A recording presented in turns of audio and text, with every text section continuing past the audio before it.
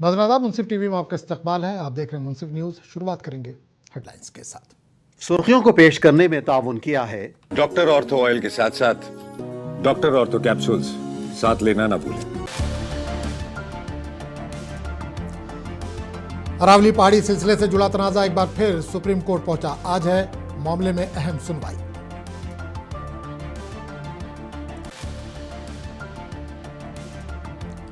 छत्तीसगढ़ की राजधानी रायपुर में एनफोर्समेंट डायरेक्टरेट की बड़ी कार्रवाई। हरमीत सिंह खनोजा के ठिकानों पर मारे गए छापे।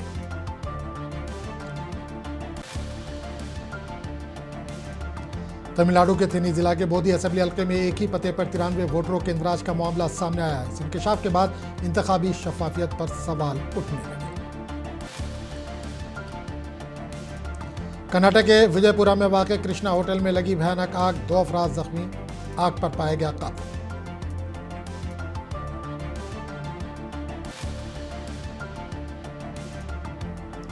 श्रीनगर में शदीद सर्दी की लहर जारी, मुकामी लोग घरों में रहने को मजबूर, सयाह ले रहे हैं मौसम का मजा।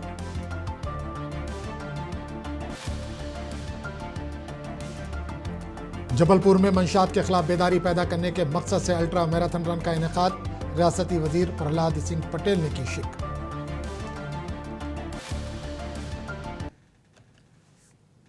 और अब खबरों की तफसील। अरावली पहाड़ी सिलसिले से जुड़ा तनाजा एक बार फिर सुप्रीम कोर्ट पहुंच गया। 100 मीटर या इससे ज्यादा ऊंचाई वाली पहाड़ी को ही अरावली मानने की नई तारीफ पर मुल्क भर, खासतौर पर राजस्थान में एतराज़ात सामने आ रहे हैं। इसी मामले पर सुप्रीम कोर्ट ने आज खुद नोटिस लेते हुए आज समाअत मुकर्रर की है, जिस पर चीफ जस्टिस सूर्यकांत की सरबराही वाली बेंच समाअत करने वाली है। समाअत के दौरान मरकज और रियासती हुकूमतों के लिए अहम हिदायत आने के इम्कानात हैं।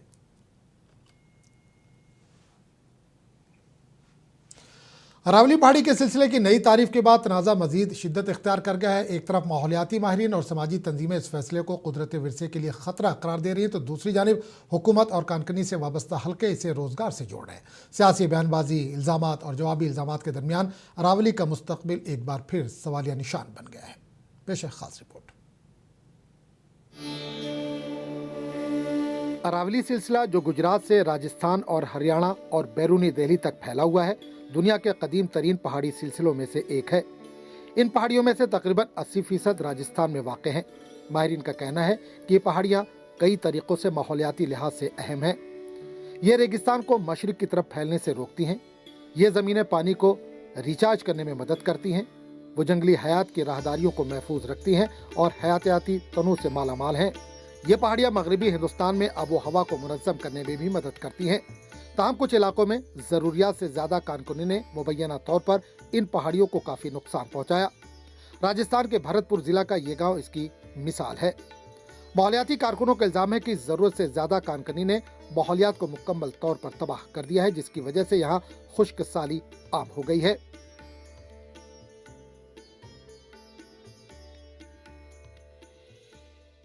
हमारे इलाके के लोग तो बहुत पहले से ये चाह रहे हैं कि भाई माइनिंग अरावली के अंदर नहीं होनी चाहिए। उसका कारण ये है कि अब से पहले यहाँ बहुत अच्छी बरसातें होती थी, अब से 15-20 साल पहले। धीरे धीरे जिस तरह से जलवायु परिवर्तन हो रही है, जिस तरह से अंधाधुंध माइनिंग हो रही है, प्रदूषण बढ़ रहा है, उससे हो क्या रहा है, यहाँ वो पूरा क्लाइमेटिकल जो चेंजेस हो रहे हैं उसका इम्पैक्ट यहाँ पड़ रहा है। सूखे जैसी स्थितियाँ देखने को मिल रही हैं इस इलाके में। मरकजी हुकूमत ने अरावली रेंज की तारीफ बदल दी है। हाल ही में सुप्रीम कोर्ट ने नई तारीफ को बरकरार रखा। इससे अरावली रेंज के मुस्तकबिल के बारे में खदशात बढ़ गए हैं।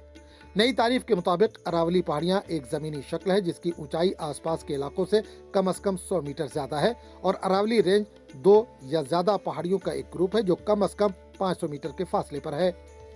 माहौलियाती माहिरीन का कहना है कि इससे छोटी और माहौलियाती लिहाज से अहम पहाड़ियों के खतरे में इजाफा हुआ है। अब वहाँ कानकनी और तामीराती काम हो सकता है। इसके नतीजे में पानी का अदम तहफ़्फ़ुज़ पैदा होगा और इसके हयातियाती तनू और मौसमियाती तब्दीली के हसासियत पर तवील मुद्दती असरात पड़ सकते हैं। It's very unfortunate that the Supreme Court actually accepted the new definition that's been given by the government. We're talking about Aravalli Hills, which is one of the oldest mountain ranges that we actually have on this planet. And in many ways, it's one of the main barriers, dust barriers that Delhi has or North India has, as in something that actually separates Thar from this part of the country. And, this entire 670-kilometer length of Aravalli is the one. It's not just a dust barrier in that sense. We're also talking about water recharge. We are also talking about greenery, the groundwater table, many things. As in, so it's in many ways, it's an ecological treasure. मईशत भी बहस में एक अहम मसला है। कान के मालिकान का कहना है कि रोजगार के लिए तवाजुन बरकरार रखना जरूरी है। इनका मौकफ है कि कानकनी पर मुकम्मल पाबंदी देही इलाकों में बहरान पैदा कर देगा। मेवात जैसे इलाकों में रोजगार के मौके महदूद हैं और कानकनी बहुत से खानदानों को रोजी रोटी फराहम करती है। बंद होने पे बहुत बेरोजगारी हो जाएगी, लोगों को, लोकलों को भी बहुत परेशानी हो जाएगी, मटेरियल लाने की भी बहुत बड़ी दिक्कत हो जाएगी। तो इसलिए लीगल हमारे यहाँ ज़्यादातर 99% लीगल काम चल रहा है और नियम से चल रहा है। अगर बंद होने पे तो बहुत बड़ी दिक्कत हो जाएगी लोकलों को। ताम साबिक ओहदेदारों और सामाजिक कारकुनों समेत बहुत से लोग इल्जाम लगाते हैं कि अरावली में कानकुनी से मकामी लोगों को कोई ठोस फायदा नहीं पहुंचा है। दोनों साइड से महत्वपूर्ण समझता हूँ मैं इसे। जहाँ पर्यावरण है वो भी हमारे लिए महत्वपूर्ण है, जहाँ एक तरफ ये जीविका का साधन है ये भी लोगों के लिए महत्वपूर्ण है। लेकिन इसमें जो सबसे बड़ी बात यह है कि अब तक जो यहाँ माइनिंग्स हुई है उसमें यहाँ के स्थानीय लोगों को, खासतौर से मैं मेवात की बात करता हूँ, उनको कोई इसका लाभ नहीं पहुँचा है। यदि सरकार इस सुप्रीम कोर्ट के फैसले को लागू करती है तो मैं ये भी उम्मीद लगाता हूँ कि यहाँ के स्थानीय लोगों को ही माइंस वगैरह की जो लीज हैं उनको चलाने की, उनको अधिकृत किया जाए, ना कि बाहरी लोगों को। कुछ लोग इसके आड़ में ये बात भी नैरेटिव चलाने की कोशिश कर रहे हैं कि इससे लोगों को रोजगार मिल रहा है। रोजगार अगर मिल भी रहा है ना, तो वो बड़े जो धनाढ्य हैं या जो बहुत कैपिटलिस्ट, बहुत बड़े लोग हैं, जो यहाँ से बाहर के लोग हैं, वो यहाँ से बड़े स्तर पे उन्होंने माइनिंग करके और उस पैसे का कलेक्शन करके वो ले जा रहे। यहाँ का आम आदमी है जो उसके हाथ पल्ले कुछ नहीं। दरियासना अरावली के पहाड़ी सिलसिले के साथ साथ तमाम इलाकों में, खास तौर पर राजस्थान में अरावलीज को बचाओ की तहरीकें जारी हैं। मामला सियासी रुख इख्तियार कर चुका है। कांग्रेस पार्टी ने भी इन तहरीकों की हिमायत की। कांग्रेस अरावली बचाने के अभियान में साथ है, पूरे प्रदेश की जनता के साथ कंधे से कंधा मिलाकर चल रही है। लगातार हम लोग प्रदर्शन कर रहे हैं, हमारे पार्टी के नेता सभी जगह प्रदर्शन कर रहे हैं। हम सारे तथ्यों के साथ अपनी बात भी रख रहे हैं और आने वाले समय में सभी जिलों के अंदर बड़े प्रदर्शन किए जाएंगे। और मान लीजिए, आपकी बात मान लेते हैं कि 0.19% जो है क्षेत्रीय माइनिंग होगी। पता है उसमें कितना एरिया जाएगा? लगभग 27,200 माइंस वहाँ बन सकती है नई। और जब माइंस का काम शुरू होगा उन एरियो में, तो आप कल्पना नहीं कर सकते कि 27,000 तो होगी लीगल, इलीगल जो होगी वो पता नहीं कितनी होगी, किसी को नहीं मालूम। और सरकारें कोई हो रोकने में असफल रहती है हमेशा। ये मैंने अनुभव किया है। हमारे वक्त में हमने बहुत प्रयास किए। मैंने तो आईजी की पोस्ट क्रिएट कर दी खाली माइनिंग को बचाने के लिए, तभी शिकायत आती रही। हुकूमत ने एहतजाज को सियासी तौर पर मुहर्रिक करार देकर मुस्तरद कर दिया। मरकजी वजीर माहौलियात ने जोर देकर कहा कि गैर कानूनी कानकनी को रोकने में मरकज राजस्थान हुकूमत की मुकम्मल हिमायत कर रहा है। ये तो सब राजनीति से प्रेरित है। इन्हीं लोगों ने सबसे ज़्यादा इलीगल माइनिंग कराई। इन्हीं के समय में पिटीशन फाइल हुई, इन्हीं के समय में राजस्थान की डेफिनेशन आई, इन्होंने ही 700 से ज़्यादा पट्टे दिए।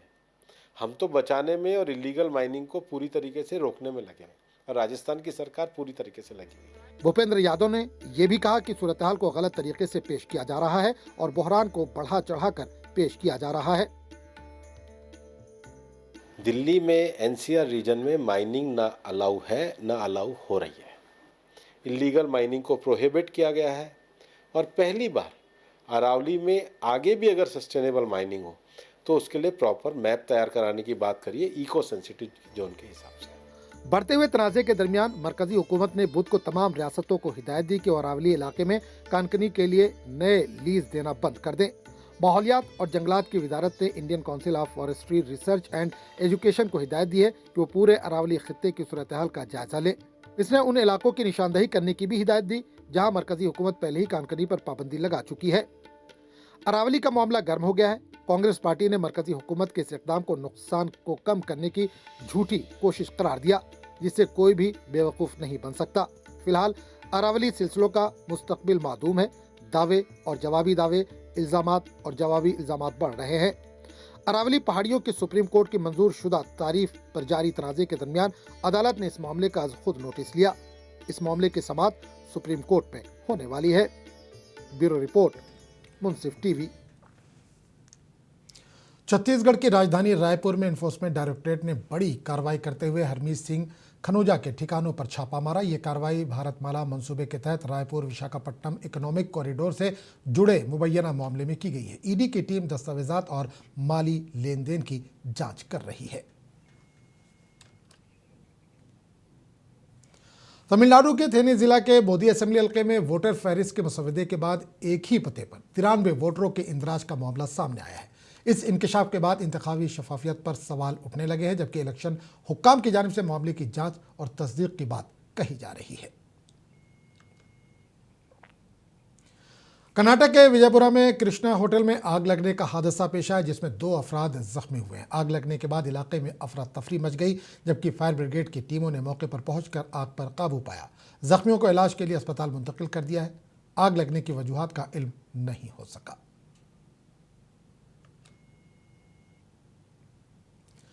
उधर छत्तीसगढ़ के कोरबा में आग लगने का एक बड़ा हादसा पेश आया, जहां शदीद आग के जद में आकर कई दुकानें जलकर खाक हो गई। वाकई के बाद इलाके में अफरा तफरी मच गई। फायर ब्रिगेड की टीमें मौके पर पहुंची, आग पर काबू पाया। नुकसान का अंदाजा लगाया जा रहा है।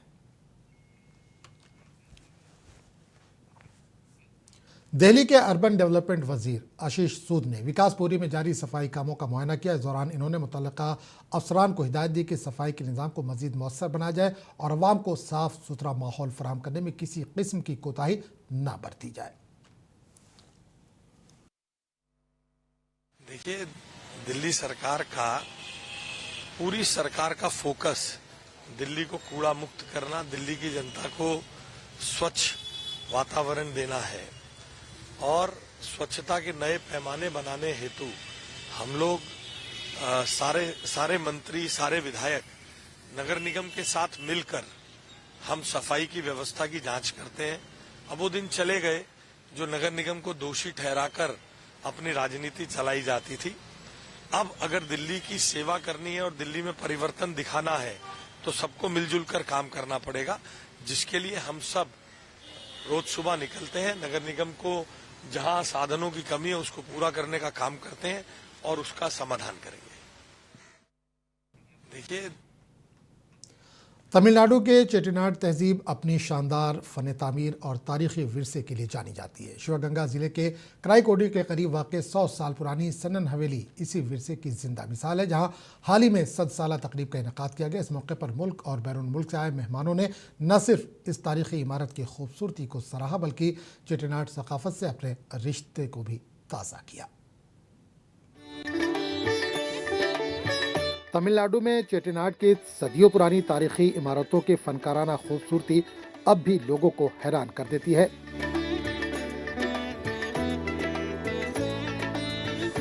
शिवगंगा जिले में कराईकोडी के करीब 100 साल पुराना सनन हाउस इसकी एक बेहतरीन मिसाल है। ये इमारत 1926 में पिरियानन और सुबिया भाइयों ने मुश्तरका तौर पर बनाई थी। इस तारीखी हवेली की 100 साला तकरीब मुनक़िद हुई। तकरीब में हिंदुस्तान और बैरून मुल्क से बड़ी तादाद में लोगों ने शिरकत की। On this day we are celebrating the 100th year of this house. So it took actually 5 years for this house to be built, and now it's crossing 100 years, and I'm so happy to be a part of this family. And there are more than 50 families here, starting from great grandfathers, fathers, the children. Everybody is having a great time here, and I hope that this would continue for 100 more years and 200 more years for the generations to come, and we will cherish this house and this celebration. रिवायती Chettinad fun तामीर पर मबनी हवेली में अथंगोडी और अतालवी tiles है। इसकी तामीर में बर्मी सागवान की लकड़ी का इस्तेमाल किया गया है। हवेली आज भी बेहतरीन अंदाज में मौजूद है। इस हवेली में 30 कमरे हैं। यह हवेली आजादी से पहले के खानदान की तारीख को महफूज रखती है। I am part of this family because I married the eldest daughter of Setu Raman, Sudha Raman. And so we were here 10 years ago when we celebrated the 90th anniversary of this historic house, and we're here now for the 100th year anniversary of this house. So I feel blessed to be here. This is a very different than I'm used to in North America, but you know, honestly, this is really amazing how in Tamil Nadu and in Tamil culture you actually celebrate the generations above and below, and that is what keeps the connection. So I'm blessed to be. 7 साला तकरीब में कई सकाफती सरगर्मियां शामिल थीं, बशमूल रक्स और मुबाहिसे के session. 1 सदी पुराना विरसा खानदानी रिश्तों और तमिलनाडु के विरसे को जोड़ रहा है। ब्यूरो रिपोर्ट, मुंसिफ टीवी।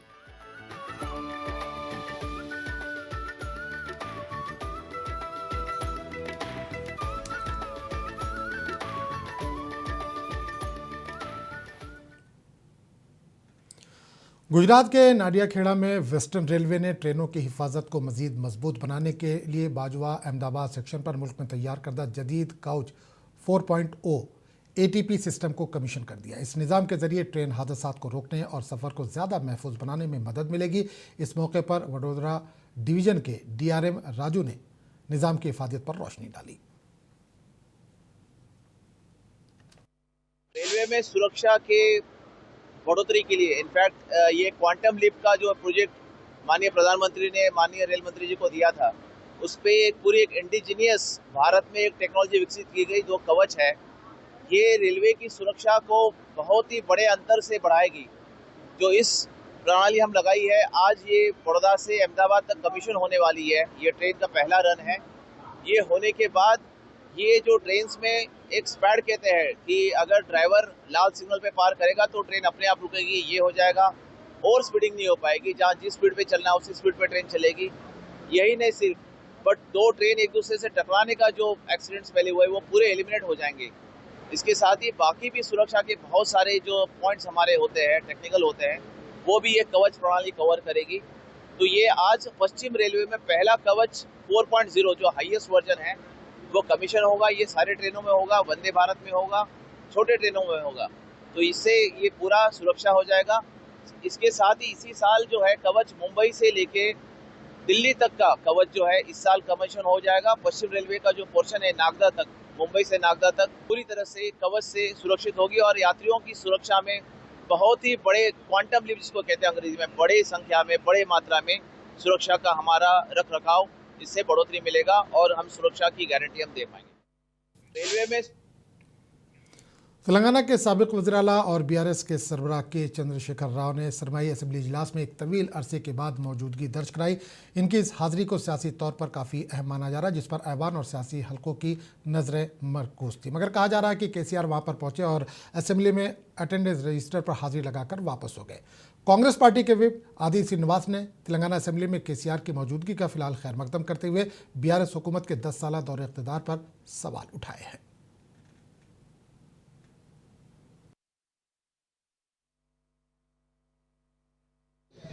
వస్తున్నాడు అంటే విచిత్రంగా అనిపిస్తుంది. అరే ఆయన ప్రజలు ఎంపిక చేసింది ఎమ్మెల్యేగా రావాల్సింది అసెంబ్లీకి కదా. ప్రజలు కోరుకున్నది ఎమ్మెల్యేగా, ప్రతిపక్ష నాయకుడు ఉన్నారు, మాజీ ముఖ్యమంత్రి ఉన్నారు. ప్రజలు ఎంపిక చేసింది ఎమ్మెల్యేగా అసెంబ్లీకి వెళ్ళండి, ప్రజా సమస్యలు పరిష్కరించండి. దానికి ఇంత అడవుడు ఎందుకు చేస్తారో మాకు అర్థమవుతుంది. అలాంటి 2 సంవత్సరాలలో ఈరోజు శాసనసభ్యులు BRS సమావేశంలో విఫలమైనట్టుగా భావిస్తున్నారు వాళ్ళు. రోజు సాగునీటి రంగం పైన చర్చ జరగాల్సిందే. ప్రభుత్వం సిద్ధంగా ఉంది. సమగ్ర విచారణకు గతంలో అనేక అంశాలపైన చర్చలు కూడా జరిగినాయి. ఇప్పుడు అసెంబ్లీలో వారు రాజకీయ వేదికగా వాడుకోకుండా ప్రజలకు సంబంధించిన సమస్యల పరిష్కారం ధ్యేయంగా వారి సూచన సలహాలు ఇవ్వాలని కోరుతున్నాం. 10 సంవత్సరాల్లో కృష్ణా జలాల్లో జరిగినటువంటి, గోదావరి జలాల్లో తెలంగాణ జరిగినటువంటి అన్యాయం పైన కూడా చర్చ. ఈ 2 ఏళ్లలో మా ఉత్తమ్ కుమార్ రెడ్డి సాగునీటి మంత్రిగా ఉన్నారు, రేవంత్ రెడ్డి గారు ముఖ్యమంత్రి ఉన్నప్పుడు ఏం చేసి. जम्मू कश्मीर की राजधानी श्रीनगर में शदीद सर्दी की लहर ने अपनी गिरफ्त मजबूत कर ली है। डल झील के अतराफ दर्जा हरारत में गिरावट के बायस सर्द मौसम का असर साफ नजर आ रहा है, जिससे रोज़मर्रा की ज़िंदगी मुतासिर हो रही है। पर इस सर्दी का सयाह लुत्फ ले रहे हैं। मैंने ठंड के कारण जैकेट, मफलर लिया है और यहाँ पे काफ़ी अच्छा लग रहा है हमें। मैं चाहता हूँ यहाँ पे सभी लोग आएं, आनंद लें यहाँ का। बहुत अच्छा व्यू है यहाँ का, बहुत अच्छे लग रहे हैं। यहाँ के लोग बहुत अच्छे हैं, बिल्कुल होनी चाहिए। बर्फबारी होगी तो यहाँ पे लोग आएंगे, यहाँ का नज़ारा और अच्छा लगेगा। हम लोग भी उसी लिए आए हैं यहाँ देखने के लिए। अपने देशवासियों के लिए ये कहना चाहता हूँ कि आप लोग यहाँ पर आएं, इस व्यू का और इस जगह का अच्छा आनंद लें और मजे लें। और हम लोग भी अपने दोस्तों के साथ आए हैं यहाँ पे, और हमारे मित्र पवन सिंह, ठेकेदार, प्रयागराज। मुझे बहुत अच्छा लग रहा है। बस थोड़ा सा इस समय यही दिक्कत है कि यहाँ पे बर्फबारी नहीं हो रही है, वो होनी चाहिए। कल से शायद हो रहा है कि कल से हो जाएगी, तो हम लोग भी वही देखने आए, स्नोफॉल देखने आए हम लोग यहाँ पे। और यहाँ पे शाम तक हो जाएगा सब कह रहे हैं। और यहाँ के लोग बहुत अच्छे हैं, बहुत अच्छे से हर चीज बता रहे हैं, हर चीज कहाँ जाना है आपको, कहाँ नहीं जाना है, रास्ता वास्ता हर चीज हेल्प कर रहा है। ठंड के लिए हमने जैकेट को भर के लाए हैं। जैकेट को भर के लाया हूँ, मोफलर वोफलर सब है एकदम। ठंड में जो भी आए यहाँ पे अपना व्यवस्थित से आए। नया साल आने वाला है, सब अच्छे से हो, सब अच्छे से रहें और यहाँ आके स्नोफॉल का मजा लें। और मध्य प्रदेश के जबलपुर में मंशियात के खिलाफ बेदारी पैदा करने के मकसद से मुनक़िदा अल्ट्रा मैराथन रन में रियासती वजीर प्रहलाद सिंह पटेल ने शिरकत की। इस दौड़ के जरिए नौजवानों को मंशियात से दूर रहने और सेहतमंद तर्ज ज़िंदगी अपनाने का पैगाम दिया गया। इस मौके पर वजीर ने भी मंशियात के खिलाफ मुहिम को मजबूत बनाने पर जोर दिया। एक बच्चा है जो रायसेन जिले का है, उसने अपने गांव से, जब मोनू भैया का निधन हुआ था तो उसने गांव से गोटेगांव तक उसने दौड़ा। वो पहले से दौड़ता रहा होगा, पर उसका संपर्क था, मोनू भैया ने उसको कोई मदद की होगी जब शुरुआती दौर उसका रहा होगा, तो उसने ही तय कर दिया कि हम गोटेगांव तक दौड़ के आएंगे। तो फिर उसकी व्यवस्था की, तो ऐसा वो क्रम मैराथन का चलता है। नहीं तो हम स्थानीय तौर पर 7 किलोमीटर की मैराथन प्रतिवर्ष होती है, 42वां वर्ष है। लेकिन उस लड़के ने एक नया आयाम दिया और इसलिए उसी में एक बच्ची है, वो छोटी अंडर 14, जिसने इस बार वहाँ पर पदक प्राप्त किया है। तो बच्ची भी उसके साथ बरमान से दौड़ी, तो लगभग 40 किलोमीटर वो भी दौड़ी। तो फिर तय हुआ कि इन बच्चों को प्रोत्साहन मिलना चाहिए, तो तय किया कि अगर जबलपुर से गोटेगांव की दौड़ होगी तो लोग भी इस बात को समझ पाएंगे और नशे के विरुद्ध ये अल्ट्रा मैराथन है। इसलिए मैं बच्चों को बधाई देता हूं कि उन्हें एक। गुजरात के सूरत में मेक इन इंडिया मुहिम को एक और बड़ी तक़वियत मिली। डीआरडीओ के तैयार करदा जदीद टेक्नोलॉजी के जरिए भारतीय जंगी जहाज़ 14 दिन तक ज़ेर-आब रहने की सलाहियत रखते हैं, जबकि दुश्मन की निशानदेही के लिए जदीद तरीन डिटेक्शन सिस्टम भी तैयार किए गए। इस मौके पर डीआरडीओ के साइंसदान डॉक्टर संग्राम ने दिफाई खुद किफ़ालत की समत इस पेशरफ्त को अहम करार दिया। वैसे डीआरडीओ का जैसे आपको मालूम है मैंडेट है, हमको टेक्नोलॉजी बनाना है, प्रोडक्ट्स बनाना है हमारे आर्म्ड फोर्सेस के लिए। तो यहाँ पे जो हमने स्टॉल लगाए हैं, हम उसमें 4 लेबोरेटरी है। हम नोडल लैब है, नेवल मटेरियल रिसर्च लेबोरेटरी। हम प्रोडक्ट्स और सिस्टम्स बनाते हैं नेवी के लिए। हमारा मेजर जो प्रोग्राम है वो एयर इंडिपेंडेंट प्रोपल्सन सिस्टम है। उसमें क्या है कि अभी जो हमारे डीजल इलेक्ट्रिक सबमरीन्स है, उनका अंडर वाटर एंड्योरेंस जो है सिर्फ 2 दिन का ज़्यादा से ज़्यादा रहता है। तो हमने एक air independent fuel cell based एक एयर इंडिपेंडेंट प्रोपल्सन सिस्टम बनाया है, जिसके तहत कि हमारे जो पनडुब्बियां हैं वो 14 दिन तक अंडर वाटर में रह सकता है। उसके अलावा हमारे पास वेल्ड कंज्यूमेबल्स बनाते हैं, जिसका कि आईएनएस विक्रांत में वेल्डिंग टेक्नोलॉजी हुआ है, जो डीएमआरएल स्टील है उससे बनाया है, और बहुत सारे कोटिंग टेक्नोलॉजी से, प्रोटेक्शन सिस्टम से। उसके अलावा हमारे बाकी जो सिस्टर लैब्स है, एक human resource directorate of human resources है, यंग साइंटिस्ट लैब है जो कि आर्टिफिशियल इंटेलिजेंस पे काम करता है। ये जो सारा टेक्नोलॉजी है हम इंडस्ट्री को ट्रांसफर करते हैं, वो आर्म्ड फोर्सेस का रिक्वायरमेंट फुलफिल करते हैं। तो अभी हमारा एक सिस्टर लैब है NPOL कोची में है, उन्होंने बहुत आधुनिक सोनार सिस्टम्स बनाए हैं। वो सोनार सिस्टम मगरबी बंगाल के सिलीगुड़ी में इतवार के रोज़ मसावी हुकूक और समाजी शमूलियत के मुतालबे के साथ प्राइड वॉक निकाली गई। मुख्तलिफ सिनफी शनाख्त रखने वाले अफराद ने रंगारंग रैली के जरिए अपने हुकूक, शनाख्त और इम्तियाजी सलूक के खिलाफ आवाज़ बुलंद की। ये वॉक शहर के मुख्तलिफ इलाकों से गुजरते हुए बागा जितिन पार्क पर इख्तिताम पजीर हुई। अब देखिए खास रिपोर्ट, हमें दीजिए इजाज़त। आदाब। मगरबी बंगाल में सिलीगुड़ी की सड़कें इतवार के रोज मुतहर्रिक रंगों से रंगी थीं। LGBTQ कम्युनिटी ने शहर में एक प्राइड वॉक का एहतमाम किया। ये रैली मुख्तलिफ सिनफी शनाख्त रखने वाले लोगों के लिए थी। इन्होंने समाजी शमूलियत को फरोग देने और अपने हुकूक के बारे में बेदारी पैदा करने के लिए एक रैली का एहतमाम किया।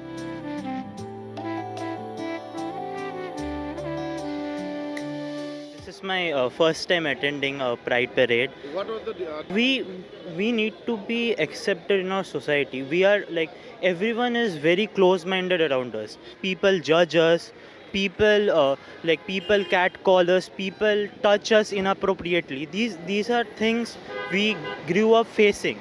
So society as a whole must understand and appreciate or like recognize that we need our rights. সমস্যাটা এটাই that no one has been looking out for our rights. No one is talking about our rights. Where are the people, where are the trans people who are below poverty line? Why are they not getting ration? Why are they not getting education? Why are they not getting medical facilities? If a transgender person is going to a government hospital, they are being discriminated. Why is this happening? Saying this is what we have been saying, that the local authorities, local bodies, the government, the central state, everyone should collectively come together and at least look at the queer rights. कुछ शुरका ने अपने कानूनी तहफ़्फ़ुज़ात और इन्हें दरपेश इम्तियाजी सलूक के बारे में भी सवालात उठाए।